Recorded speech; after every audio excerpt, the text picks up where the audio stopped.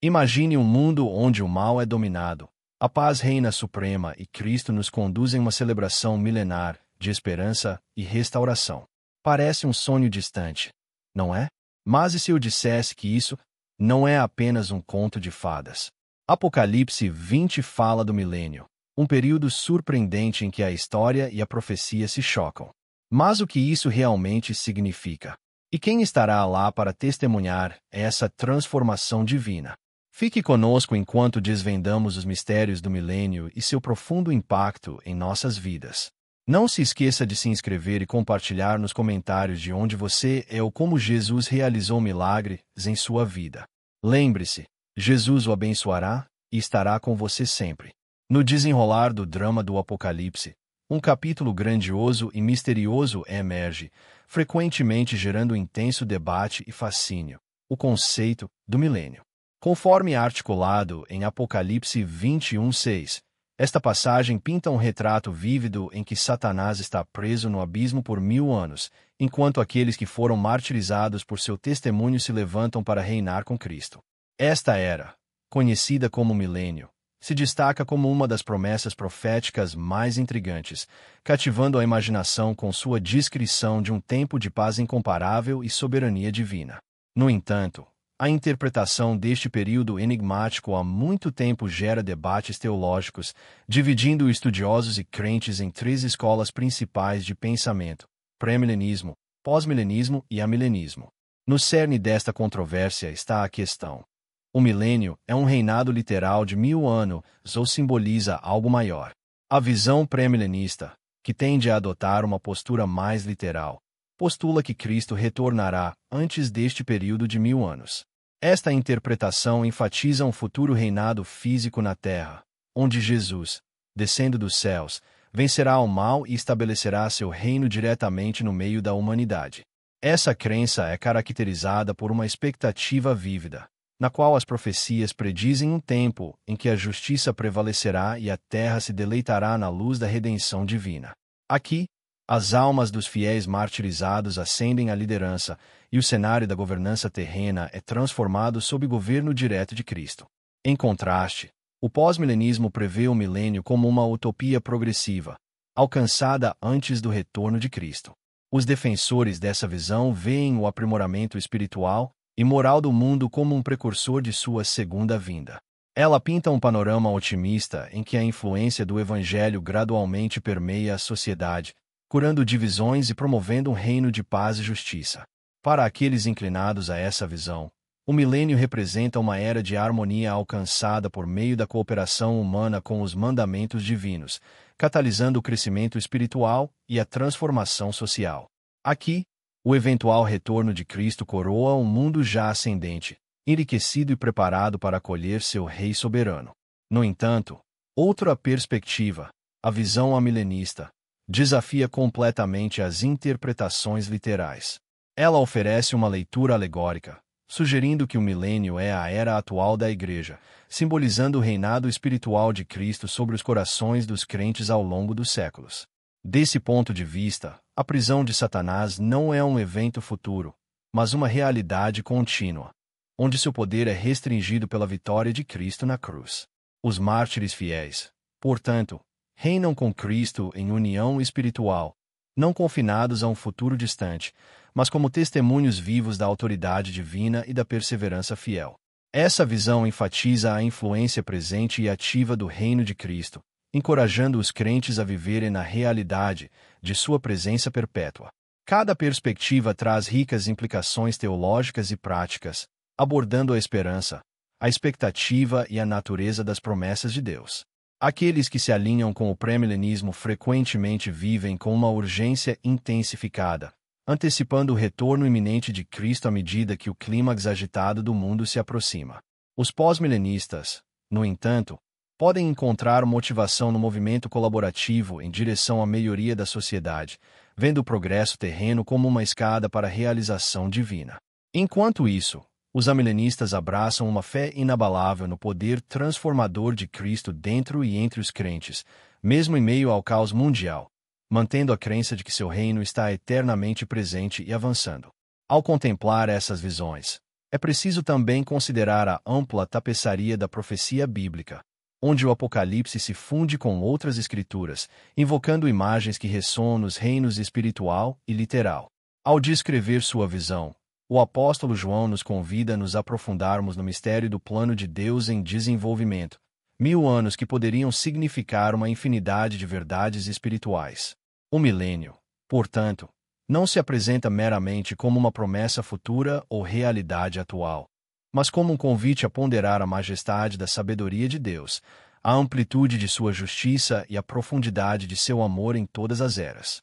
À medida que navegamos por essas verdades, refletindo sobre qual perspectiva mais se alinha com a totalidade das Escrituras, nos encontramos atraídos para a profunda jornada da fé, onde a vitória final de Cristo nos convida a viver com esperança, propósito e convicção inabalável.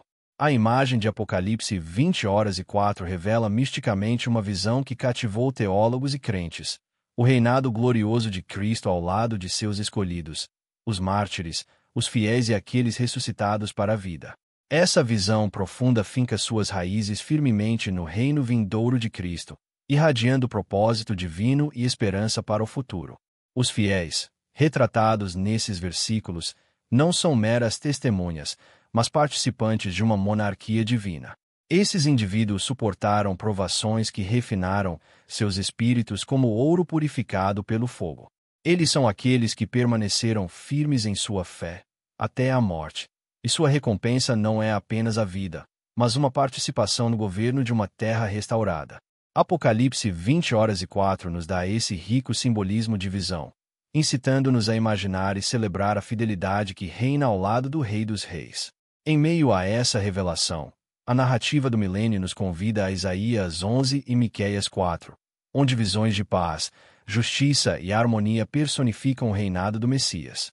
Isaías pinta um quadro vibrante de lobos habitando com cordeiros, leopardos com cabras, todos sob um reinado presidido pela justiça divina. Essa representação profética de paz e restauração nos oferece um modelo de um mundo curado das cicatrizes da tribulação, um antegozo da vida sob o reinado de Cristo.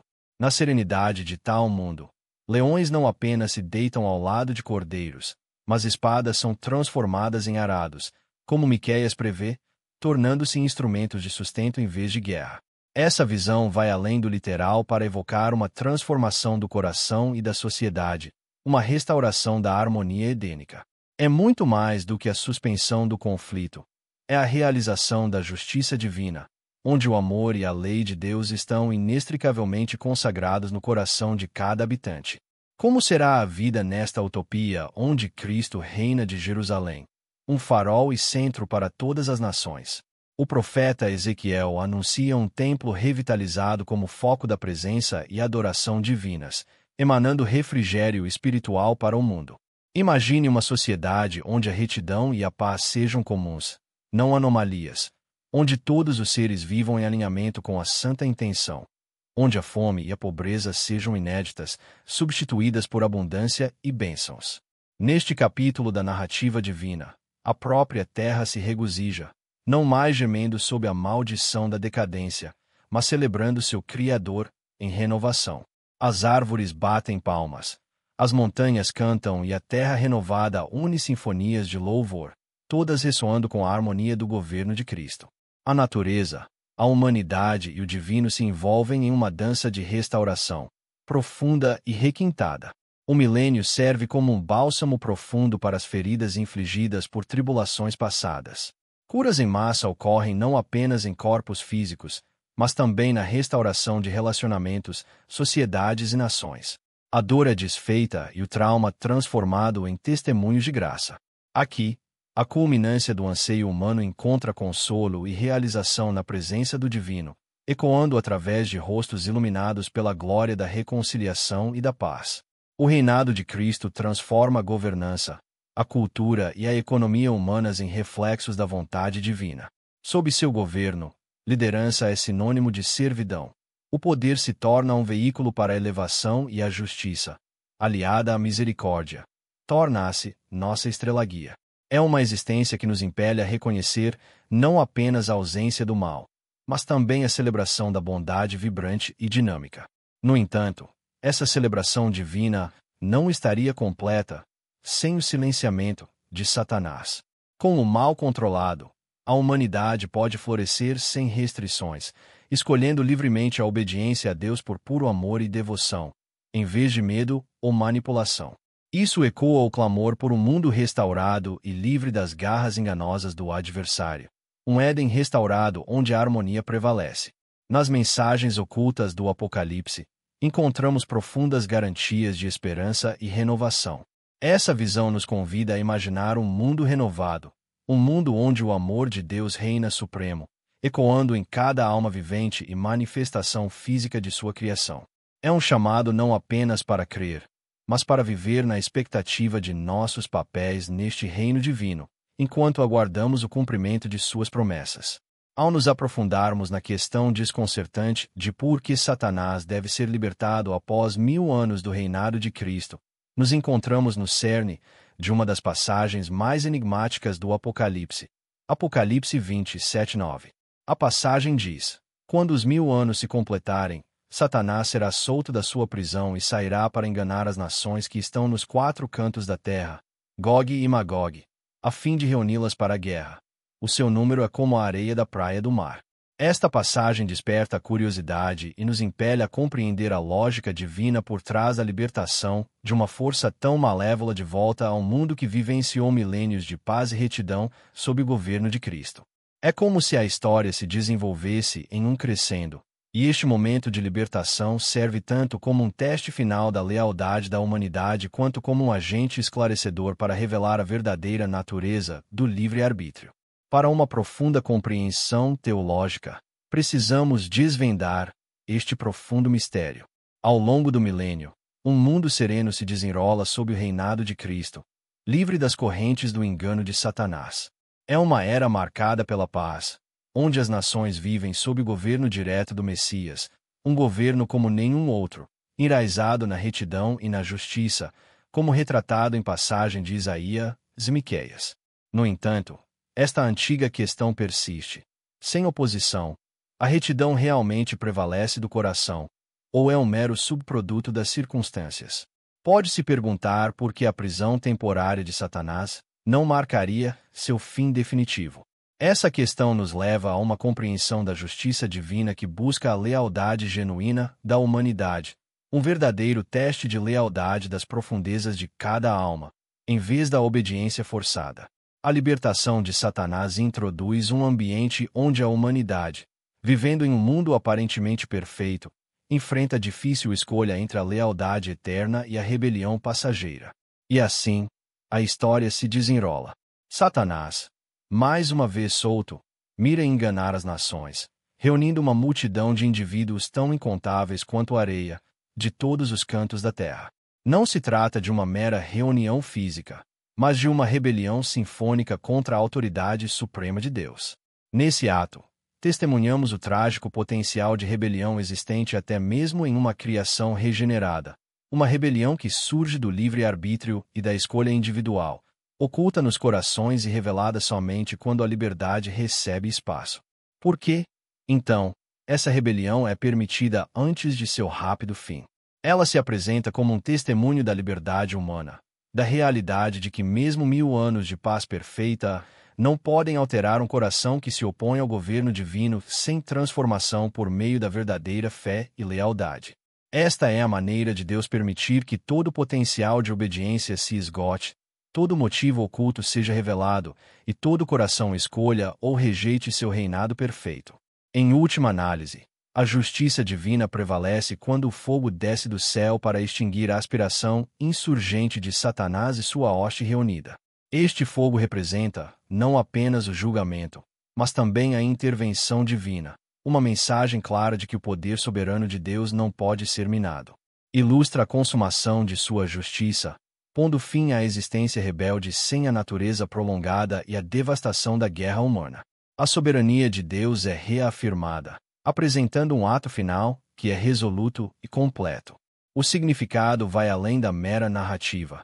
Aqui vemos um oráculo divino anunciando a finalidade do propósito reinante de Deus.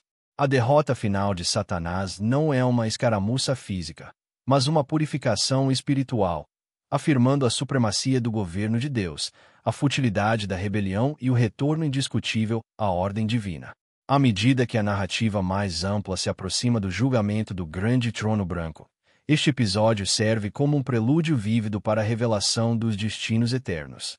Ele captura a difícil escolha que se coloca diante da humanidade, não apenas na grandeza da profecia, mas nas decisões diárias de fé, onde motivos ocultos encontram a graça divina e a verdade prevalece.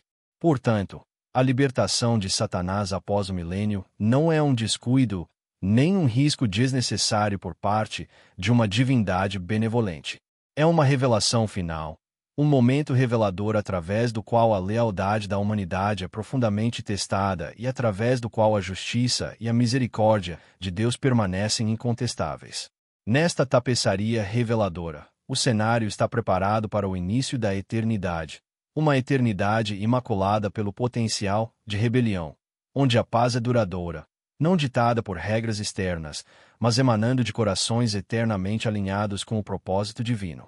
Na revelação dos destinos finais, o grande trono branco se destaca como um momento crucial onde cada alma viva e ressuscitada enfrenta a justiça inflexível de Deus. O apóstolo João, em Apocalipse 20, 11-15, apresenta uma visão austera e inspiradora. Um trono radiante em pureza, situado sobre um cenário cósmico despojado do céu e da terra enquanto fugiam da presença divina. É uma cena de solene finalidade. Finalmente, a justiça divina acena com um olhar imparcial e onisciente. Imagine a assembleia, todos os mortos, grandes e pequenos, convocados de seus lugares de descanso, o mar oferecendo seus prisioneiros, a morte e o Hades entregando os seus. A humanidade se apresenta desmascarada, cada alma um livro aberto diante de Deus. Aqui, feitos há muito enterrados sob as areias do tempo são revelados. Nada é escondido, nada é esquecido. O registro eterno conhecido como o Livro da Vida carrega consigo um significado supremo. Para aqueles cujos nomes estão inscritos nela, revela-se uma promessa que transcende o tempo, uma passagem para um reino de eterna novidade, o novo céu e a nova terra, conforme descrito em Apocalipse 21. Esses anais sagrados testificam não apenas atos, mas também fé, graça recebida e o poder transformador da obra redentora de Cristo. Para o leitor moderno, essa imagem de julgamento pode evocar medo ou incerteza, mas serve como um testamento da justiça divina. O julgamento de Deus não é arbitrário, nem vingativo, mas é estabelecido em verdade e retidão. Cada ação e intenção, cada sussurro do coração, é justificado. Aqueles que são considerados em falta enfrentam o lago de fogo, um símbolo pungente de separação da fonte de toda a bondade e da própria vida. No entanto, dentro dessa dura fronteira reside a esperança de renovação, pois onde o julgamento termina, a preparação para a eternidade começa para valer. Este momento, assustador e magnífico, forma um equilíbrio celestial à medida que o milênio se esvai. Ao longo de 1000 anos, um mundo aperfeiçoado serviu como esfera preparatória. Aqui, almas foram refinadas, aprendendo a natureza do reino de Deus, mas também testemunhando a ascensão e queda final da rebelião. Um testemunho da realidade duradoura de que os corações devem escolher livremente a quem servir. O julgamento final, portanto, representa menos um encerramento e mais um portal. Considere as implicações. A eternidade com Deus, onde a paz não é um interlúdio fugaz, mas uma sinfonia ininterrupta. É uma realidade além da compreensão mortal, mas as Escrituras oferecem vislumbres de seu esplendor. O novo céu e a nova terra são descritos não meramente como lugares, mas como estados de existência onde a dor e a tristeza outrora conhecidas estão para sempre ausentes. Essa morada eterna é definida pela presença de Deus entre seu povo, uma comunhão face a face que ecoa a harmonia do Éden, agora restaurado e aperfeiçoado. O livro da vida, o registro central, desafia os crentes a refletirem sobre sua jornada. É um chamado para viverem um relacionamento deliberado com o divino, garantindo que suas vidas reflitam um compromisso com o amor, a misericórdia e a verdade. Para aqueles que têm a certeza de seu lugar no livro, a promessa não é apenas sobrevivência, mas um convite à cocriação na infinita criatividade e glória de Deus. À medida que o Apocalipse se desenrola, ele reafirma que o julgamento não é o fim, é o limiar de um vasto, novo começo. O milênio preparou os fiéis, mas a natureza ilimitada da eternidade realmente se revela quando se ultrapassa o julgamento para uma existência atemporal com o Criador. É a continuação de uma história onde a paz, a justiça e o amor prevalecem. Uma narrativa onde o propósito eterno de Deus se torna realidade contínua. Essa visão profunda molda nosso presente, incitando a reflexão sobre a vida vivida e nos chamando à responsabilidade e à esperança. À medida que ações e desejos são pesados nessa balança divina, a essência da fé, da compaixão e da humildade nos guia em direção a um destino onde a eternidade é preenchida com a luz do amor eterno de Deus. Imagine um mundo onde o mal é dominado, a paz reina suprema e Cristo nos conduz em uma celebração milenar de esperança e restauração. Parece um sonho distante, não é? Mas e se eu dissesse que isso não é apenas um conto de fadas? Apocalipse 20 fala do milênio, um período surpreendente em que a história e a profecia se chocam. Mas o que isso realmente significa? E quem estará lá para testemunhar essa transformação divina? Fique conosco enquanto desvendamos os mistérios do milênio e seu profundo impacto em nossas vidas. Não se esqueça de se inscrever e compartilhar nos comentários de onde você é ou como Jesus realizou milagres em sua vida. Lembre-se, Jesus o abençoará e estará com você sempre. No desenrolar do drama do Apocalipse, um capítulo grandioso e misterioso emerge, frequentemente gerando intenso debate e fascínio: o conceito do milênio.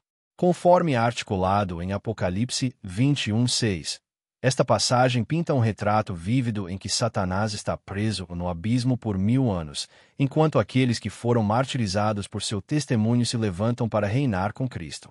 Esta era, conhecida como milênio, se destaca como uma das promessas proféticas mais intrigantes, cativando a imaginação com sua descrição de um tempo de paz incomparável e soberania divina.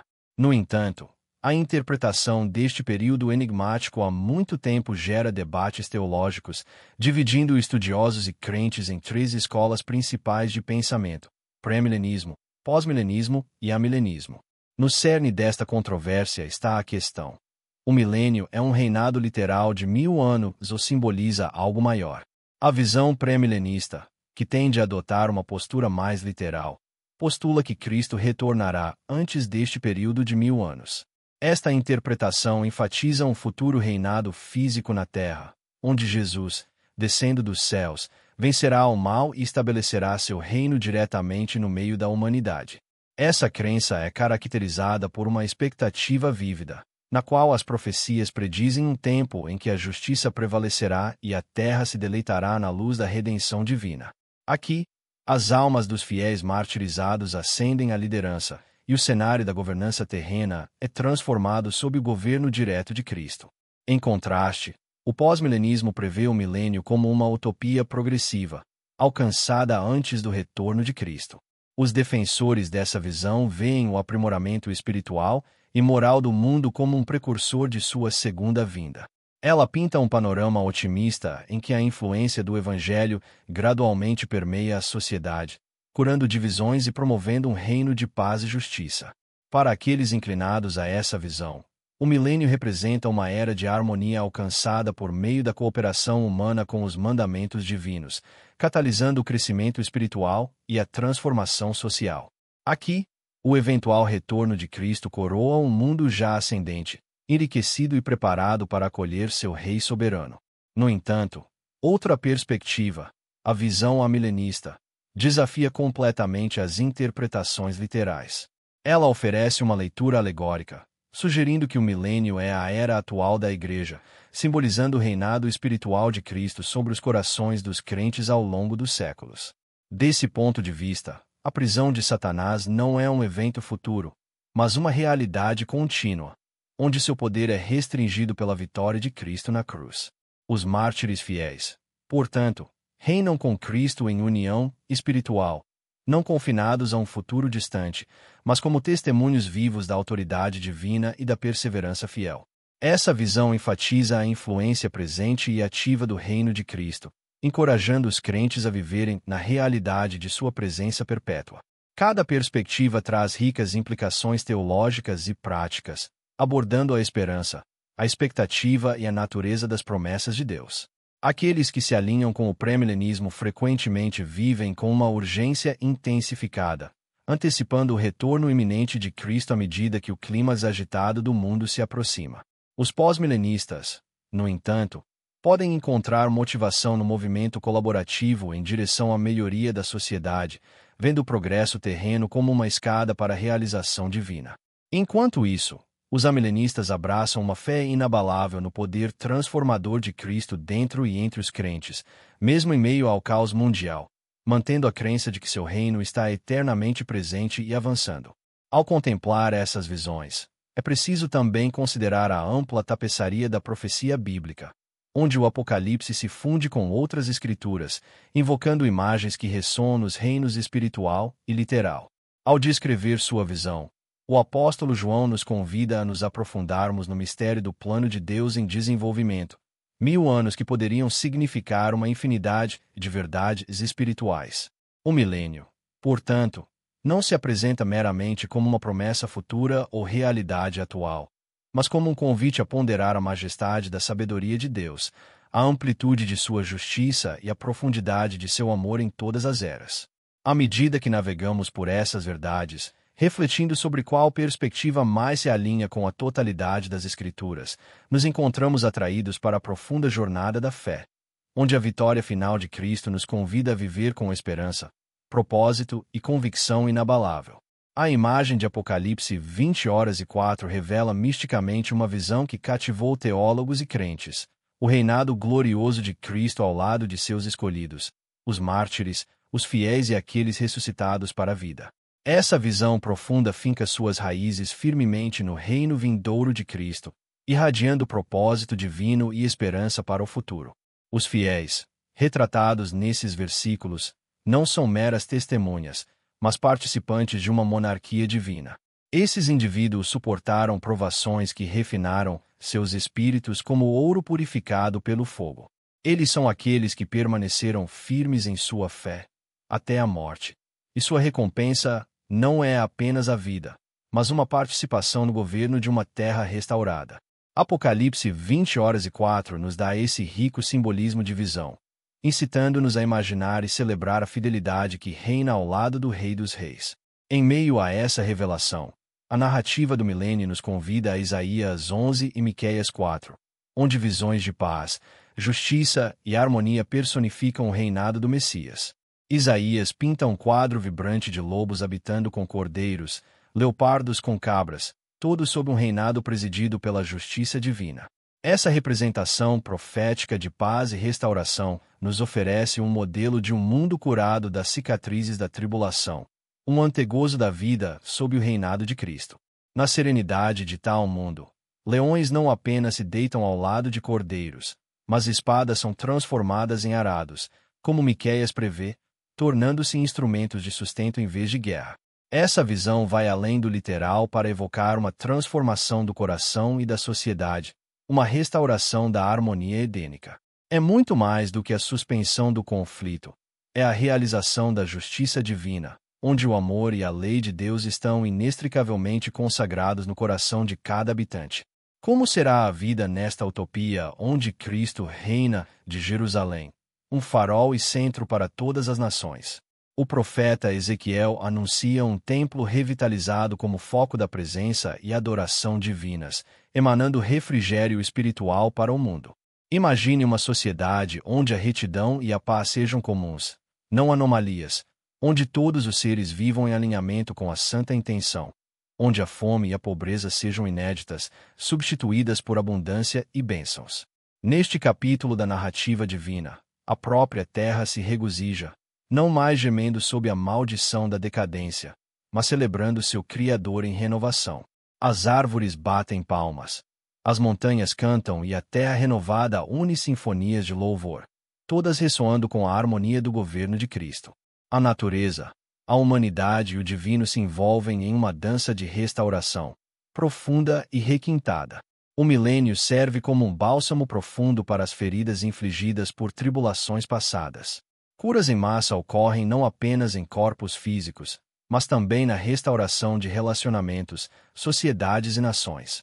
A dor é desfeita e o trauma transformado em testemunhos de graça. Aqui, a culminância do anseio humano encontra consolo e realização na presença do divino, ecoando através de rostos iluminados pela glória da reconciliação e da paz. O reinado de Cristo transforma a governança, a cultura e a economia humanas em reflexos da vontade divina. Sob seu governo, liderança é sinônimo de servidão. O poder se torna um veículo para a elevação e a justiça, aliada à misericórdia, torna-se nossa estrela-guia. É uma existência que nos impele a reconhecer não apenas a ausência do mal, mas também a celebração da bondade vibrante e dinâmica.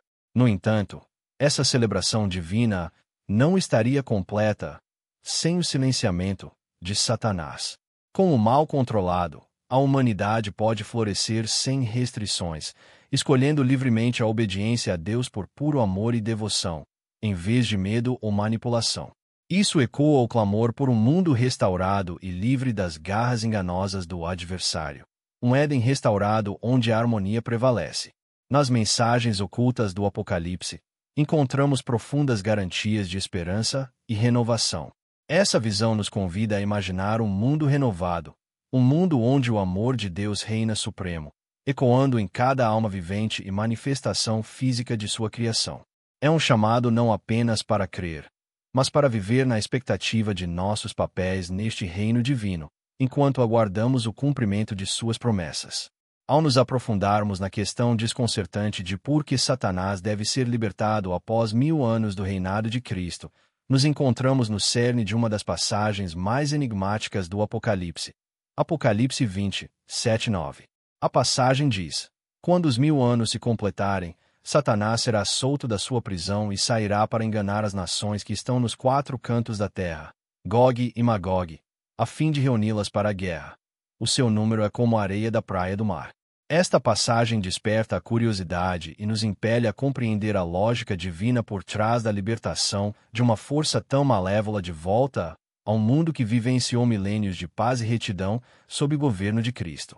É como se a história se desenvolvesse em um crescendo, e este momento de libertação serve tanto como um teste final da lealdade da humanidade, quanto como um agente esclarecedor para revelar a verdadeira natureza do livre-arbítrio. Para uma profunda compreensão teológica, precisamos desvendar este profundo mistério. Ao longo do milênio, um mundo sereno se desenrola sob o reinado de Cristo, livre das correntes do engano de Satanás. É uma era marcada pela paz, onde as nações vivem sob o governo direto do Messias, um governo como nenhum outro, enraizado na retidão e na justiça, como retratado em passagens de Isaías e Miqueias. No entanto, esta antiga questão persiste. Sem oposição, a retidão realmente prevalece do coração, ou é um mero subproduto das circunstâncias? Pode-se perguntar por que a prisão temporária de Satanás não marcaria seu fim definitivo. Essa questão nos leva a uma compreensão da justiça divina que busca a lealdade genuína da humanidade, um verdadeiro teste de lealdade das profundezas de cada alma, em vez da obediência forçada. A libertação de Satanás introduz um ambiente onde a humanidade, vivendo em um mundo aparentemente perfeito, enfrenta a difícil escolha entre a lealdade eterna e a rebelião passageira. E assim, a história se desenrola. Satanás, mais uma vez solto, mira enganar as nações, reunindo uma multidão de indivíduos tão incontáveis quanto a areia, de todos os cantos da terra. Não se trata de uma mera reunião física, mas de uma rebelião sinfônica contra a autoridade suprema de Deus. Nesse ato, testemunhamos o trágico potencial de rebelião existente até mesmo em uma criação regenerada. Uma rebelião que surge do livre-arbítrio e da escolha individual, oculta nos corações e revelada somente quando a liberdade recebe espaço. Por quê, então, essa rebelião é permitida antes de seu rápido fim? Ela se apresenta como um testemunho da liberdade humana, da realidade de que mesmo 1000 anos de paz perfeita não podem alterar um coração que se opõe ao governo divino sem transformação por meio da verdadeira fé e lealdade. Esta é a maneira de Deus permitir que todo o potencial de obediência se esgote, todo motivo oculto seja revelado e todo coração escolha ou rejeite seu reinado perfeito. Em última análise, a justiça divina prevalece quando o fogo desce do céu para extinguir a aspiração insurgente de Satanás e sua hoste reunida. Este fogo representa não apenas o julgamento, mas também a intervenção divina, uma mensagem clara de que o poder soberano de Deus não pode ser minado. Ilustra a consumação de sua justiça, pondo fim à existência rebelde sem a natureza prolongada e à devastação da guerra humana. A soberania de Deus é reafirmada, apresentando um ato final que é resoluto e completo. O significado vai além da mera narrativa. Aqui vemos um oráculo divino anunciando a finalidade do propósito reinante de Deus. A derrota final de Satanás não é uma escaramuça física, mas uma purificação espiritual, afirmando a supremacia do governo de Deus, a futilidade da rebelião e o retorno indiscutível à ordem divina. À medida que a narrativa mais ampla se aproxima do julgamento do grande trono branco, este episódio serve como um prelúdio vívido para a revelação dos destinos eternos. Ele captura a difícil escolha que se coloca diante da humanidade, não apenas na grandeza da profecia, mas nas decisões diárias de fé, onde motivos ocultos encontram a graça divina e a verdade prevalece. Portanto, a libertação de Satanás após o milênio não é um descuido nem um risco desnecessário por parte de uma divindade benevolente. É uma revelação final, um momento revelador através do qual a lealdade da humanidade é profundamente testada e através do qual a justiça e a misericórdia de Deus permanecem incontestáveis. Nesta tapeçaria reveladora, o cenário está preparado para o início da eternidade, uma eternidade imaculada pelo potencial de rebelião, onde a paz é duradoura, não ditada por regras externas, mas emanando de corações eternamente alinhados com o propósito divino. Na revelação dos destinos finais, o grande trono branco se destaca como um momento crucial onde cada alma viva e ressuscitada enfrenta a justiça inflexível de Deus. O apóstolo João, em Apocalipse 20, 11-15, apresenta uma visão austera e inspiradora, um trono radiante em pureza, situado sobre um cenário cósmico despojado do céu e da terra enquanto fugiam da presença divina. É uma cena de solene finalidade. Finalmente, a justiça divina acena com um olhar imparcial e onisciente. Imagine a assembleia, todos os mortos, grandes e pequenos, convocados de seus lugares de descanso, o mar oferecendo seus prisioneiros, a morte e o Hades entregando os seus. A humanidade se apresenta desmascarada, cada alma um livro aberto diante de Deus. Aqui, feitos há muito enterrados sob as areias do tempo são revelados. Nada é escondido, nada é esquecido. O registro eterno conhecido como o livro da vida carrega consigo um significado supremo. Para aqueles cujos nomes estão inscritos nela, revela-se uma promessa que transcende o tempo, uma passagem para um reino de eterna novidade, o novo céu e a nova terra, conforme descrito em Apocalipse 21. Esses anais sagrados testificam não apenas atos, mas também fé, graça recebida e o poder transformador da obra redentora de Cristo. Para o leitor moderno, essa imagem de julgamento pode evocar medo ou incerteza, mas serve como um testamento da justiça divina. O julgamento de Deus não é arbitrário, nem vingativo, mas é estabelecido em verdade e retidão. Cada ação e intenção, cada sussurro do coração, é justificado. Aqueles que são considerados em falta enfrentam o lago de fogo, um símbolo pungente de separação da fonte de toda a bondade e da própria vida. No entanto, dentro dessa dura fronteira reside a esperança de renovação, pois onde o julgamento termina, a preparação para a eternidade começa para valer. Este momento, assustador e magnífico, forma um equilíbrio celestial à medida que o milênio se esvai. Ao longo de 1000 anos, um mundo aperfeiçoado serviu como esfera preparatória. Aqui, almas foram refinadas, aprendendo a natureza do reino de Deus, mas também testemunhando a ascensão e queda final da rebelião. Um testemunho da realidade duradoura de que os corações devem escolher livremente a quem servir. O julgamento final, portanto, representa menos um encerramento e mais um portal. Considere as implicações. a eternidade com Deus, onde a paz não é um interlúdio fugaz, mas uma sinfonia ininterrupta. É uma realidade além da compreensão mortal, mas as Escrituras oferecem vislumbres de seu esplendor.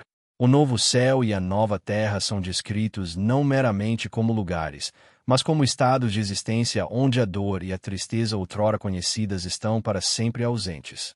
Essa morada eterna é definida pela presença de Deus entre seu povo, uma comunhão face a face que ecoa a harmonia do Éden, agora restaurado e aperfeiçoado. O livro da vida, o registro central, desafia os crentes a refletirem sobre sua jornada. É um chamado para viverem um relacionamento deliberado com o divino, garantindo que suas vidas reflitam um compromisso com o amor, a misericórdia e a verdade. Para aqueles que têm a certeza de seu lugar no livro, a promessa não é apenas sobrevivência, mas um convite à cocriação na infinita criatividade e glória de Deus. À medida que o Apocalipse se desenrola, ele reafirma que o julgamento não é o fim, é o limiar de um vasto, novo começo. O milênio preparou os fiéis, mas a natureza ilimitada da eternidade realmente se revela quando se ultrapassa o julgamento para uma existência temporal com o Criador. É a continuação de uma história onde a paz, a justiça e o amor prevalecem. Uma narrativa onde o propósito eterno de Deus se torna a realidade contínua. Essa visão profunda molda nosso presente, incitando a reflexão sobre a vida vivida e nos chamando à responsabilidade e à esperança. À medida que ações e desejos são pesados nessa balança divina, a essência da fé, da compaixão e da humildade nos guia em direção a um destino onde a eternidade é preenchida com a luz do amor eterno de Deus.